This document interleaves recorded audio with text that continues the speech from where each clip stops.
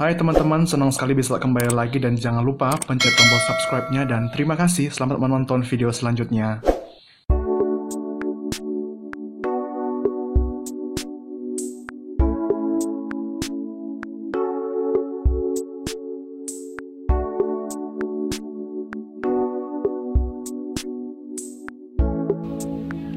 Salam, salam sejahtera bagi kita semua.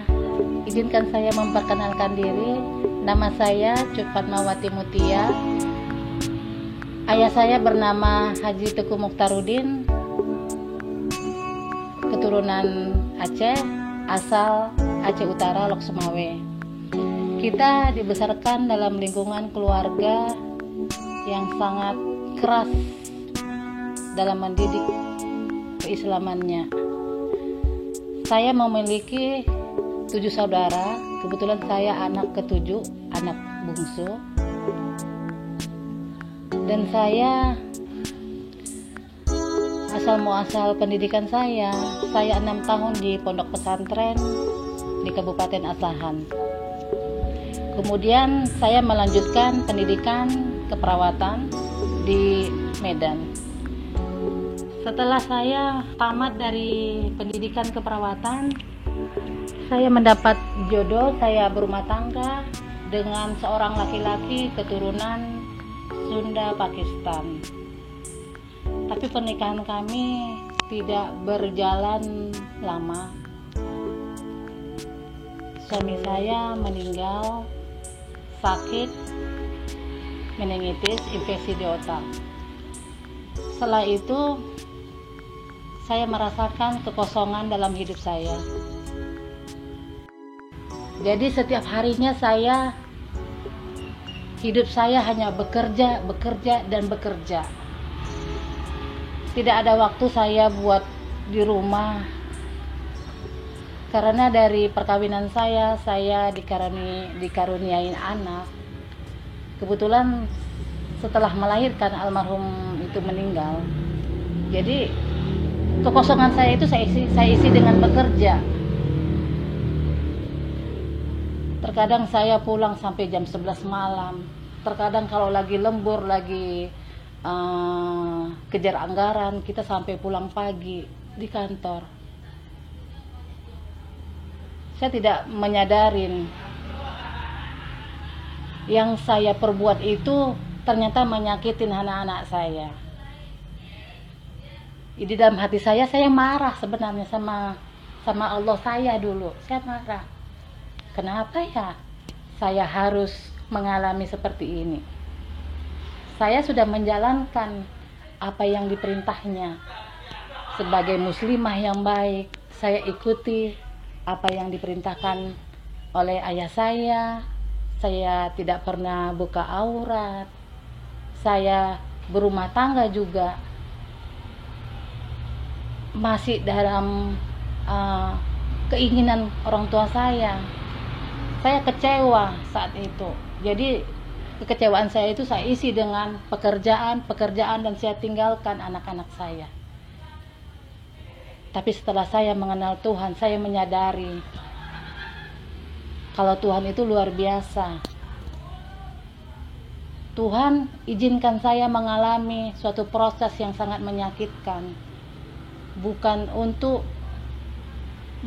Tuhan itu bukan membenci saya, tapi Tuhan itu begitu menyayangin saya, yang pada akhirnya tanpa saya duga saya berkenalan dengan seorang laki-laki. Kebetulan laki-lakinya berada di Kalimantan. Berkenalan kita melalui Facebook. Saya dengar kalau dia itu seorang Kristiani. Hati saya bergetar. Saya pengen tahu Kristen. Tapi di sisi lain, karena saya dididik dalam lingkungan Muslim, saya pengen menarik dia. Bagaimana caranya dia itu ikut ke saya? Akhirnya dengan segala pertimbangan, saya putuskan berumah tangga dengan dia. Dalam saya berumah tangga dengan dia, ternyata rumah tangga saya juga nggak semulus yang saya pikirkan. Orang tua saya kecewa, yang pada akhirnya ayah saya kebetulan saat itu baru pulang dari menunaikan ibadah hajinya. Kaget ayah saya, yang pada akhirnya ayah saya meninggal dunia 2011. Ayah saya meninggal dunia. Saya begitu terpukul, namun saya harus kuat. Saya sudah ambil keputusan. Awalnya rumah tangga kami itu hanya berjalan masing-masing. Saya seorang muslim dan suami tetap pada keyakinannya. Namun seiring waktu berjalan, kami selalu sharing. Saya selalu beri kitab saya, dia juga selalu beri kitab dia. Saya baca sering Injil, saya baca. Ternyata ada rasa kegelisahan di hati saya. 2011 akhir, saya mengalami suatu penyakit yang sangat luar biasa,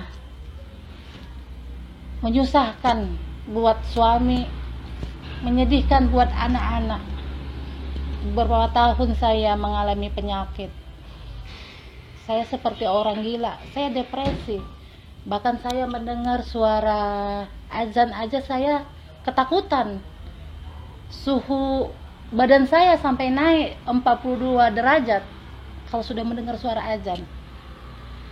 Ada rasa kebimbangan di hati saya. Setelah saya sering membaca kitab, saya merasakan kok ada yang lain pada diri saya. Saya kok merasa takut. Bahkan saya saat sakit, saya merasakan kalau saya mati, nanti siapa yang menyelamatkan saya? Sudah mulai datang keraguan pada keyakinan saya yang dulu. Yang awalnya saya ingin menarik suami, dan pada saat yang sangat-sangat tidak pernah saya lupakan, saya mimpi. Saya nggak tahu itu yang namanya mimpi kah atau hanya karena sangat-sangat singkat kejadiannya itu. Saat saya sakit keras, saya tertidur menahankan rasa sakit. Saya bermimpi, saya melihat sosok seorang laki-laki berjubah, tapi saya nggak tahu itu siapa. Di sebelahnya ada seorang bapak-bapak yang lagi sakit di depannya.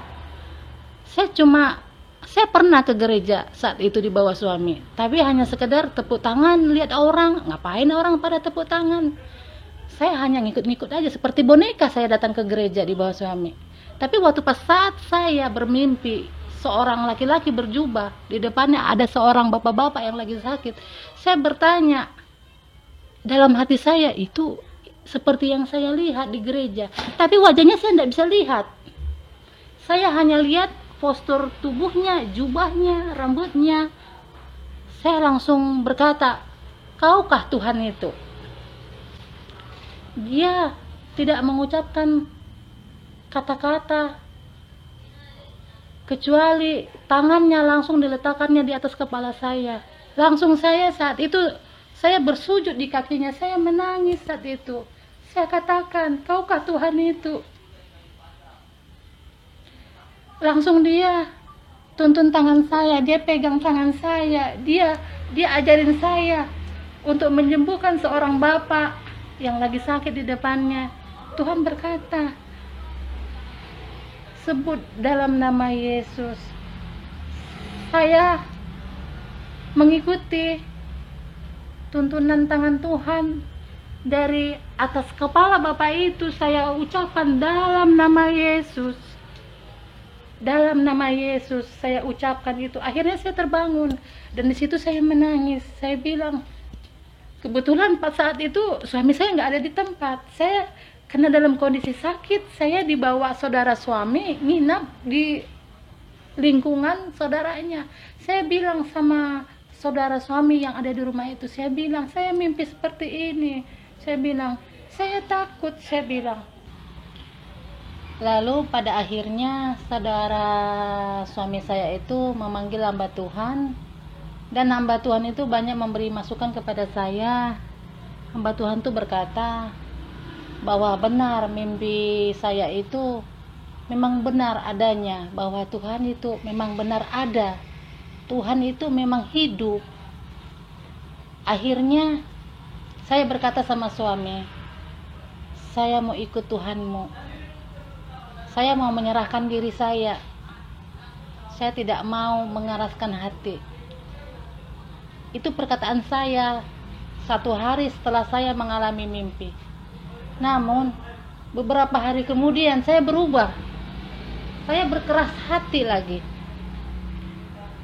Saya tidak mau ikut karena almarhum ayah saya terus menghantui hidup saya. Terus dia datang, dia mengajak saya takut, saya makin bingung mau kemana saya.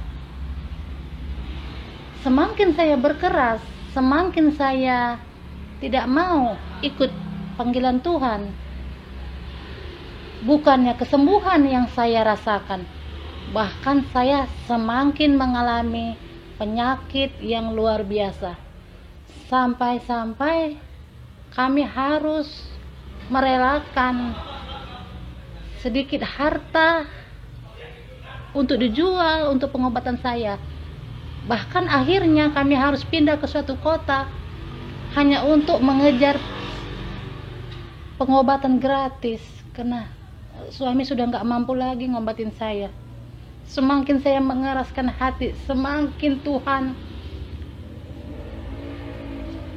saya rasa saat itu Tuhan menyakitin saya. Akhirnya saya berbicara sama satu orang teman. Dia berkata, jangan berkeras. Kalau Tuhan sudah pilih, jangan berkeras, jangan ragu. Kami aja yang dari lahir kami orang Kristen, kami tidak pernah melihat yang namanya Tuhan. Bahkan kami memimpikan, andaikan kami bisa melihat Tuhan. Jadi jangan berkeras. Di situ saya semakin bimbang. Terus saya lihat anak-anak saya lihat suami saya, mereka begitu luar biasa mengalami penderitaan dari kekerasan saya. Akhirnya saya benar-benar saya ingin berserah sama Tuhan. Saya mau serahkan diri saya. Saya bilang sama suami, saya mau ikut Tuhan. 2013 saya akhirnya dibaptis. Dan di situ kami mengadakan lagi pemberkatan secara benar sebagai seorang Kristen. Kami percaya Tuhan Yesus. Kami ingin rumah tangga kami benar-benar diberkatin Tuhan.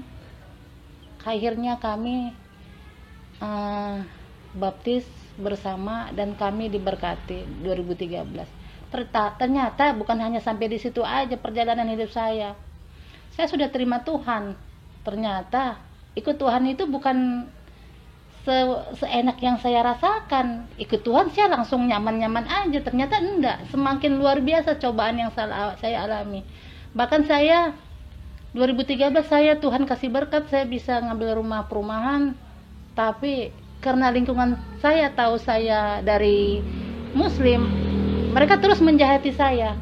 Di saat saya bulan puasa, itu rumah saya itu dilemparin pakai mercon.